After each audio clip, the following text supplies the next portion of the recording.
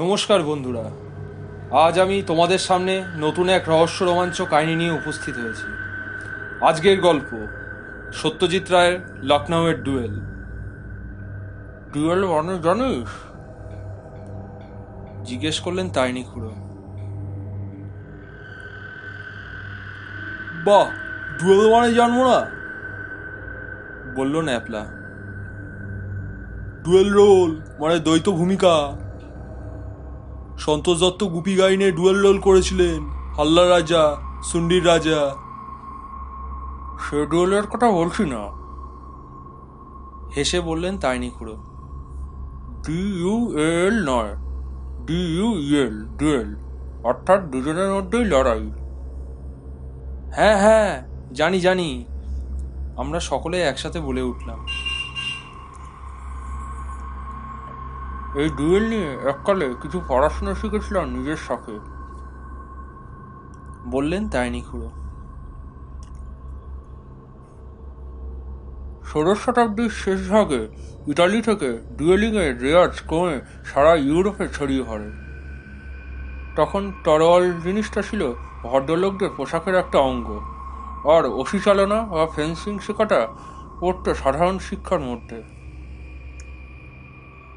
একজন হয়তো আরেকজনকে অপমান করলো, অমনি অপমানিত ব্যক্তি ইজ্জত বাঁচানোর খাতিরে অন্যজনকে ডুয়েলের চ্যালেঞ্জ করলো। এই চ্যালেঞ্জে অগ্রাহ্য করাটা রেওয়াজের মধ্যে পড়তো না। ফলে শর্ট ফাইট শুরু হয়ে যেত। মান যে বাঁচবেই এমন কোনো কথা নেই, কারণ যিনি চ্যালেঞ্জ করেছেন তিনি অসি চালনায় যেমন নিখুঁত নাও হতে পারেন, কিন্তু তা চ্যালেঞ্জ করা চাই। কারণ অপমান হজম করাটা সেকালে অত্যন্ত হেয় বলে গণ্য হতো। বন্দুক পিস্তলের যুগে অবশ্যই পিস্তলই হয়ে গেল ডুয়েলিংয়ের অস্ত্র। সেটা অষ্টাদশ শতাব্দীর ঘটনা। এই ডুয়েলিংয়ে তখন এত লোক মরত আর জখম হতো যে এটাকে বেআইনি করার চেষ্টা ইতিহাসে অনেকবার হয়েছে। কিন্তু এক রাজা আইন করে বন্ধ করলেন, তো পরের রাজা ঢিলে দেওয়ালে আবার চালু হয়ে গেল ডুয়েলিং। আর কত রকম তার আইন কানুন! দুজনকেই একরকম অস্ত্র ব্যবহার করতে হবে, দুজনেরই একটি করে সেকেন্ড বা আম্পায়ার থাকবে যাতে কারচুপির রাস্তা বন্ধ হয়। দুজনকেই দাঁড়াতে হয় এমন জায়গায় যাতে পরস্পরের মধ্যে আন্দাজ 20 গজে ব্যবধান থাকে। আর চ্যালেঞ্জারের সেকেন্ড ফায়ার বলা মাত্র দুজনের একসঙ্গে গুলি চালাতে হবে। তোরা জানিস কিনা জানি না, এই ভারতবর্ষেই, না ভারতবর্ষ কেন, এই কলকাতাতেই আজ থেকে 200 বছর আগে এক বিখ্যাত ডুয়েল লড়াই হয়েছিল।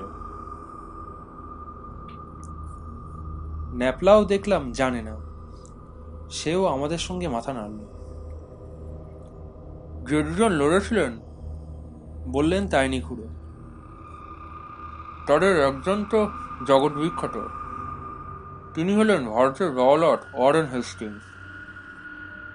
প্রতিপক্ষের নাম ফিলিপ ফ্রান্সিস। ইনি ছিলেন বাওয়ালটের কাউন্সিলের সদস্য।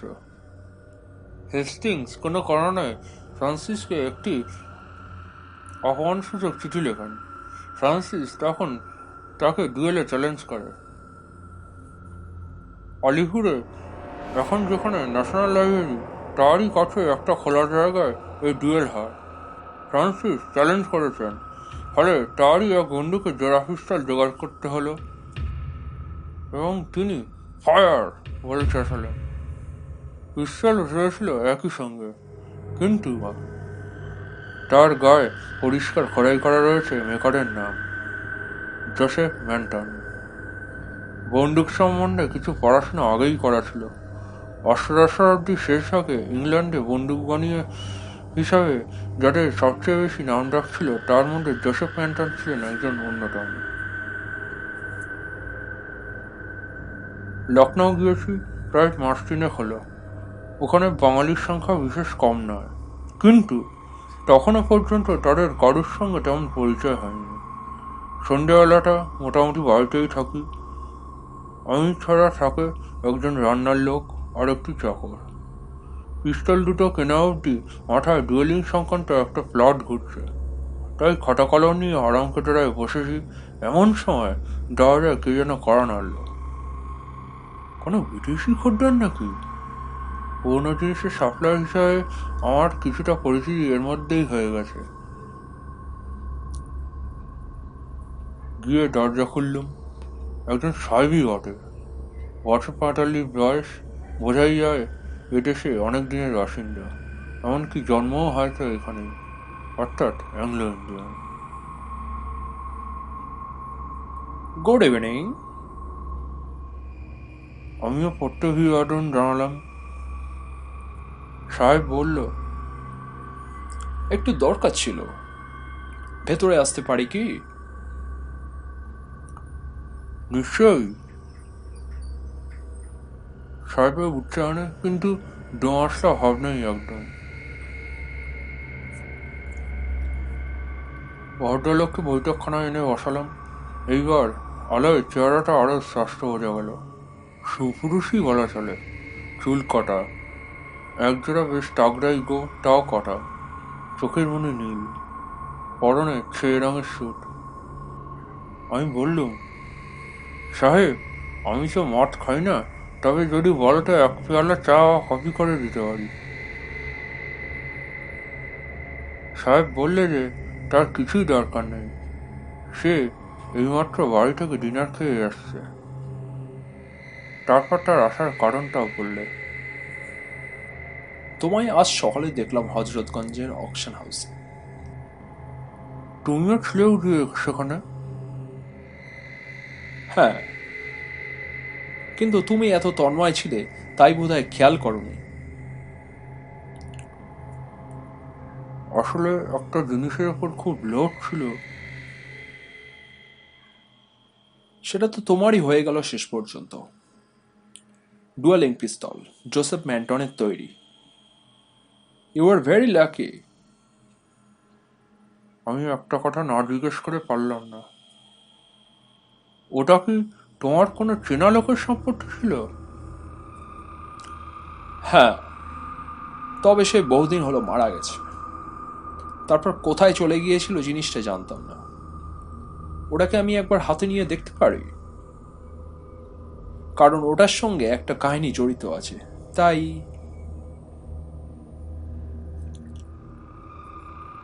আমি সাহেবের হাতে পিস্তলের বাক্সটা দিলুম। সাহেব সেটা খুলে পিস্তলটা বার করে উদ্ভাসিত চোখে সেটা ল্যাম্পের কাছে নিয়ে গিয়ে নেড়ে চেড়ে দেখে বললে, এই পিস্তল দিয়ে একটা ডুয়েল লড়া হয়েছিল এই লখনৌ শহরে, সেটা বোধহয় তুমি জানো না। লখনৌতে ডুয়েল?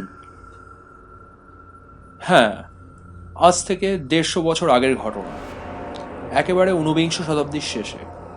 সত্যি বলতে কি, আর 3 দিন পরেই ঠিক 150 বছর পূর্ণ হবে, 16ই অক্টোবর। তাই বুঝি? হ্যাঁ। খুব আশ্চর্য তো। কিন্তু ডুয়েলটা কাদের মধ্যে হয়েছিল? সাহেব পিস্তলটা ফেরত দিয়ে আবার সহায় বসে বললে, সমস্ত ঘটনাটা আমার এমন পুঙ্খানুপুঙ্খভাবে শোনা যে আমি যেন চোখের সামনে দেখতে পাই। ডক্টর জেরিমায়া হাডসনের মেয়ে অ্যানাবেলা হাডসন তখন ছিল লখনউয়ের নামকরা সুন্দরী, ডার্ক সাইডের তরুণী। ঘোড়া চালায়, বন্দুক চালায়, দুটোই পুরুষের মতো। এদিকে আবার ভালো নাচতে পারে, গাইতে পারে। সেই সময় লখনউতে এক তরুণ ইংরেজ আর্টিস্ট এসে রয়েছেন, নাম জন ইলিংওয়ার্থ। তার আসল মতলব নবাবের ছবি এঁকে ভালো ইমাম বাবা। কিন্তু অ্যানাবেলার সৌন্দর্যের কথা শুনে আগে তার একটা পোর্ট্রেট করার প্রস্তাব নিয়ে তার বাড়িতে গিয়ে হাজির হলো। ছবিও হলো বটে, কিন্তু তার আগেই ইলিংওয়ার্থ অ্যানাবেলাকে গভীরভাবে ভালোবেসে ফেলেছে। এদিকে তারই কিছুদিন আগে একটা পার্টিতে অ্যানাবেলার সঙ্গে আলাপ হয়েছে চার্লস ব্রুসের। লখনৌ ক্যান্টনমেন্টে তখন বেঙ্গল রেজিমেন্টের একটা বড় অংশ ছিল, তারই ক্যাপ্টেন ছিলেন চার্লস ব্রুস। ব্রুসও প্রথম দর্শনেই অ্যানাবেলার প্রেমে পড়ে গেলেন। পার্টির দুদিন বাদে আর থাকতে না পেরে অ্যানাবেলার বাড়ি গিয়ে হাজির হলেন ক্যাপ্টেন ব্রুস। গিয়ে দেখেন একটি অচেনা তরুণ অ্যানাবেলার ছবি আঁকছে। ইলিংওয়ার্থ তেমন জোয়ান পুরুষ না হলেও চেহারাটা তার মন্দ ছিল না। তার হাবভাবে সেও যে অ্যানাবেলার প্রতি অনুরক্ত এটা বুঝতে ব্রুসের বেশি দেরি লাগলো না। শিল্পী জাতটাকে ব্রুস এমনিতেই অবজ্ঞা করে। বর্তমান ক্ষেত্রে সে অ্যানাবেলার সামনে ইলিংওয়ার্থকে একটা অপমানসূচক কথা বলে বসল। ইলিংওয়ার্থের মধ্যে যা গুণ ছিল তা সবই শিল্পী সুলভ। আজ অ্যানাবেলার সামনে এই অপমান সে হজম করতে পারল না। সে ব্রুসকে ডুয়েলে চ্যালেঞ্জ করে বসল। ব্রুসও খুশি মনে সে চ্যালেঞ্জ গ্রহণ করল। ডুয়েলের দিনক্ষণও ঠিক হয়ে গেল। 16ই অক্টোবর, ভোর 6টা। তুমি জানো বোধহয় যে যারা ডুয়েল লড়বে তাদের একজন করে সেকেন্ডের দরকার হয়।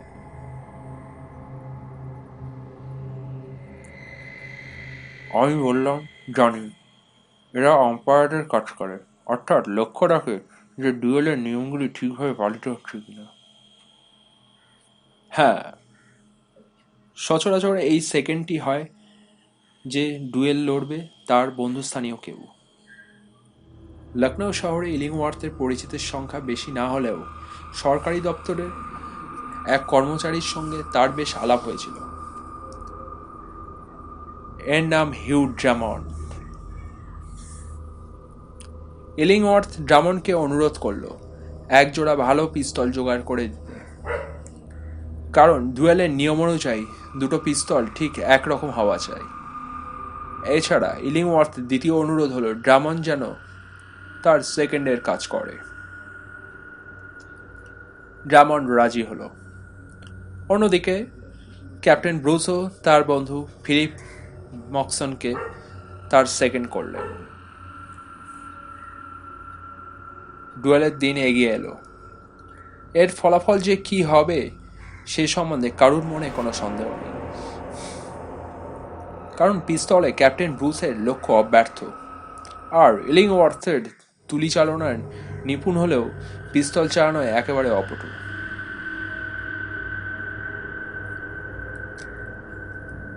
এই পর্যন্ত বলে সাহেব থামলেন। আমি ব্যগ্র হয়ে জিজ্ঞেস করলুম, শেষ পর্যন্ত কি হলো? সাহেব মৃদু হেসে বললেন, প্রতি বছর 16ই অক্টোবর ভোর 6টায় কিন্তু এই ঘটনার পুনরাবৃত্তি ঘটে। কোথায়? দিলখুশার পশ্চিমে গুমতি নদীর কাছে একটা মাঠে তেঁতুল গাছের নিচে। পুনরাবৃত্তি মানে? যা বলছি তাই। ওখানে তরশু ভোর 6টায় গেলে পুরো ঘটনাই চোখের সামনে ঘটতে দেখবে। বলছো কি? এ তো ভৌতিক ব্যাপার। আমার কথা মানার কোনো বাধ্যবাধকতা নেই। তুমি নিজেই গিয়ে যাচাই করে এসো 3 দিন পরে। কিন্তু আমি কি জায়গাটা ঠিক চিনে যেতে পারবো? আমি তো বেশি দিন হলো এখানে আসিনি। লখনৌয়ের ভূগোলটা এখনো। তুমি দিলখোসা চেনো তো? তা চিনি। দিলখুশার বাইরে আমি 6:45 তোমার জন্য অপেক্ষা করব। বেশ, তাই কথা রইল। সাহেব বিদায় নিয়ে চলে গেলেন। তারপরে খেয়াল হলো যে ভদ্রলোকের নামটাই তো জানা হয়নি। অবশ্যই ইনিও আমার নাম জিজ্ঞেস করেননি। যাই হোক, নামটা বড় কথা না, যে কথাগুলো উনি বলে গেলেন সেগুলোই হলো আসল। বিশ্বাস হচ্ছিল না যে এই শহরেই এতকাল এরকম রোমান্টিক একটা ব্যাপার ঘটে গেছে, এবং আমারই হাতে রয়েছে একজোড়া পিস্তল যেগুলো এই ঘটনায় একটা বিশেষ ভূমিকা গ্রহণ করেছিল। কিন্তু শেষ পর্যন্ত কার ভাগ্যে জিতল অ্যানাবেলা হাডসন? এবং আরও একটা প্রশ্ন, এই দুজনের মধ্যে কাকে ভালোবেসেছিল অ্যানাবেলা? আশা করি 16 তারিখের অভিযানে এসব প্রশ্নের জবাব মিলবে। ক্রমে এগিয়ে এলো 16ই অক্টোবর। 15 রাত্রিরেই একটা গানের জলসা থেকে বাড়ি ফিরছি। রাস্তায় দেখা সেই সাহেবের সঙ্গে। বলল, তোমার বাড়িতেই যাচ্ছিলাম, তোমাকে মনে করিয়ে দেওয়ার জন্য। আমি বললাম, আমি যে শুধু ভুলিনি তা নয়, অত্যন্ত উদ্গ্রীব হয়ে আগামীকাল সকালের জন্য অপেক্ষা করে আছি। সাহেব চলে গেল। ঘড়িতে অ্যালার্ম দিয়ে ভোর 5টায় উঠে 1 কাপ চা খেয়ে গলায় একটা মাফলার চাপিয়ে নিয়ে একটা টাঙ্গা করে বেরিয়ে পড়লাম দিলখুশার উদ্দেশ্যে। শহরের একটু বাইরে দিলখুশা নওয়াব সাদার আলীর বাগান বাড়ি। চারিদিকে ঘেরা প্রকাণ্ড পার্কে হরিণ চড়ে বেড়াত। কখনো সখনো জঙ্গল থেকে এক একটা চিতাবাঘও নাকি এসে পড়তো বাড়ির দৃশ্যমানায়।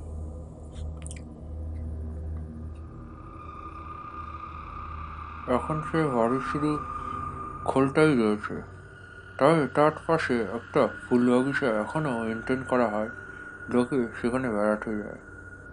6:20 গন্তব্যস্থলে পৌঁছে টাঙ্গাওয়ালাকে বললুম, তুমি যদি 8 ঘন্টা অপেক্ষা করো তাহলে আমি আবার এই গাড়িতেই বাড়ি ফিরে যেতে পারি। উর্দুটা ভালো জানা ছিল আগেই, তাই বোধহয় খানদানি আদমি ভেবে টাঙ্গাওয়ালা রাজি হয়ে গেল। গাড়ি থেকে নেমে কয়েক পা এগোতেই একটা অর্জুন গাছের পাশে দেখি সাহেব দাঁড়িয়ে আছে। বললে সেও নাকি মিনিট 5 হলো এসেছে। লেটস গো দেন। বললুম, চলো সাহেব, তুমিই তো পথ জানো, তোমার পিছনে পা আমি। মিনিট 5 হাঁটতেই একটা খোলা মাঠ এসে পড়লুম। দূরে বিশেষ কিছু দৃষ্টিগোচর হয় না, কারণ চারিদিকে একটা আচ্ছা কুয়াশায় ঢাকা। হয়তো বিকেলের দিনেও ঠিক এমনই কুয়াশা ছিল। আগাছা আর কাঁটা ঝোড়ে ঘেরা একটা পোড়া বাড়ির কাছে এসে সাহেব থামল। দেখেই বোঝা যায় সেটা প্রাচীনকালে কোনো সাহেবের বাড়ি ছিল। অবশ্যই আমাদের কারবার এই বাড়িটাকে নিয়ে নয়। সেটাকে পেছনে ফেলে আমরা দাঁড়ালাম পূর্ব দিকে মুখ করে। কুয়াশা হলেও বেশ স্পষ্ট দেখা যাচ্ছে সামনের কিছু দূরে রয়েছে একটা তেঁতুল গাছ, আর তার ডাইনে আমাদের থেকে হাত 40 দূরে রয়েছে একটা বেশ বড় ঝোপ। আর সব কিছু পেছন দিয়ে বয়ে চলেছে গোমতী নদী। নদীর পেছনে কুয়াশা হলেও আন্দাজ করা যায় অধিকটায় বসতি নেই। সব মিলিয়ে অত্যন্ত নিরিবিলি পরিবেশ। শুনতে পাচ্ছ? সাহেব হঠাৎ জিজ্ঞেস করল। কান পাততেই শুনতে পেলুম ঘোড়ার খুঁড়ের শব্দ। গাটা যে ছমছম করছিল না তা বলতে পারি না, তবে তার সঙ্গে একটা অভিনব অভিজ্ঞতার চরম প্রত্যাশা। এইবার দেখলুম দুই অশ্বারোহীকে আমাদের বাড়িকে বেশ দূরে নিয়ে এসে তেঁতুল গাছটা নিচে দাঁড়ালো। এরা এরা দুজনেই কি লড়বেন? আমি ফিসফিসিয়ে জিজ্ঞেস করলুম। সাহেব বলল, দুজন নয়, একজন। দুজনের মধ্যে লম্বাটি হলেন জন ইলিংওয়ার্থ, অর্থাৎ যিনি চ্যালেঞ্জ করেছেন। অন্যজন ইলিংওয়ার্থের সেকেন্ড ও বন্ধু হিউ ড্রিমন্ড। ওই দেখো ড্রামন্ডের হাতে সেই মেহগনি বাক্স। সত্যি তো, এবার বুঝলুম আমার রক্ত চলাচল দ্রুত হতে শুরু করেছে। আমি যে 150 বছর আগে একটা ঘটনা আজ 1950 সালে লখনৌ শহরে দাঁড়িয়ে দেখতে পাচ্ছি, সেই চিন্তা আমার হৃদস্পন্দন বাড়িয়ে দিয়েছে। মিনিট খানেকের মধ্যেই দুটো ঘোড়ায় ক্যাপ্টেন ব্রুস ও তার সেকেন্ড ফিলিপ ম্যাসন এসে পড়লেন। তারপর ড্রামন্ড বাক্স থেকে পিস্তল দুটো বার করে তাতে গুলি ভরে ব্রুস ও ইলিংওয়ার্থের হাতে দিয়ে তাদের যেন কী সব বুঝিয়ে দিলেন। পেছনের আকাশ গোলাপি হতে শুরু করল। গোমতী নদীর জলে সেই রং প্রতিফলিত। ব্রুস ও ইলিংওয়ার্থ এবার পরস্পরের মুখোমুখি দাঁড়ালেন। তারপর মুখ ঘুরিয়ে দুজনেরই গুনে গুনে 14 পা হেঁটে গিয়ে আবার দাঁড়িয়ে পেছন ফিরে মুখোমুখি হলেন।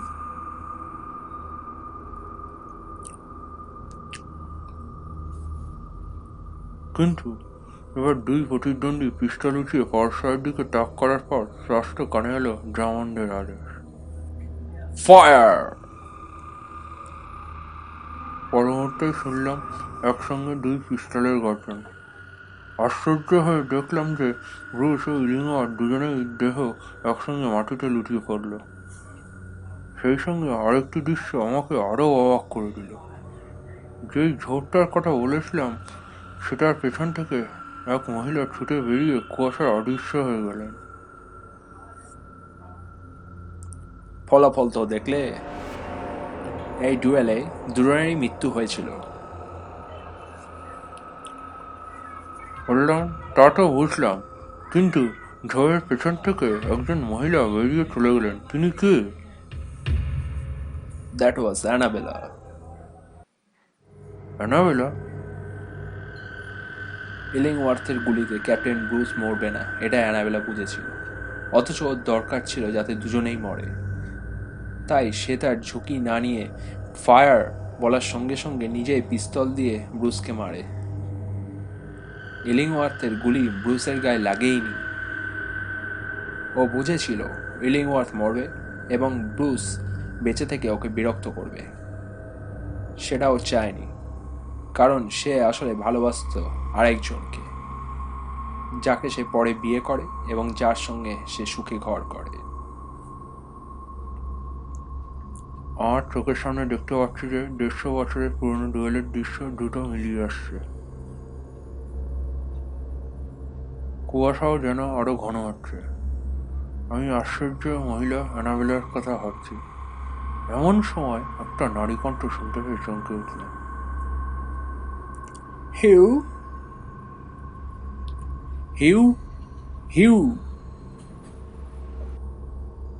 অ্যানাবেলা ডাকছে। বললেন, সাহেব। আমার দৃষ্টি এবার সাহেবের দিকে ঘুরতেই শরীরের মধ্যে দিয়ে একটা বিস্ময় ও আতঙ্কের শিহরণ খেলে গেল। এই কাকে দেখছি চোখের সামনে? এর পোশাক বদলে গেল কি করে? এই যে সেই 150 বছর আগের পোশাক। তোমাকে আমার পরিচয় দেয়া হয়নি, বলল সাহেব। তার গলার স্বর যেন বহুদূর থেকে ভেসে আসছে। আমার নাম হিউ ড্রামন্ড। ইলিংওয়ার্থের বন্ধুকেই ভালোবাসত অ্যানাবেলা। Good bye. আমি মধ্যমুগ্ধের মতো দেখলাম সাহেব ওই পুরো গাড়িটার দিকে অগ্রসর হয়ে কুয়াশার মধ্যে মিলিয়ে গেল।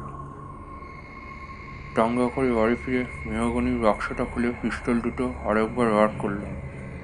নলে হাত করতে গরম লাগলো। এবার নলের মুখটা নাকের কাছে আনলাম। টাটকা বারুদের গন্ধ।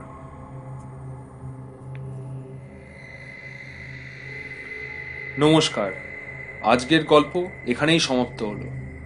আবার আসবো সামনের সপ্তাহে নতুন এক এক্সাইটিং ভিডিও নিয়ে। গল্পটি কেমন লাগলো জানাতে ভুলো না কমেন্ট সেকশনে।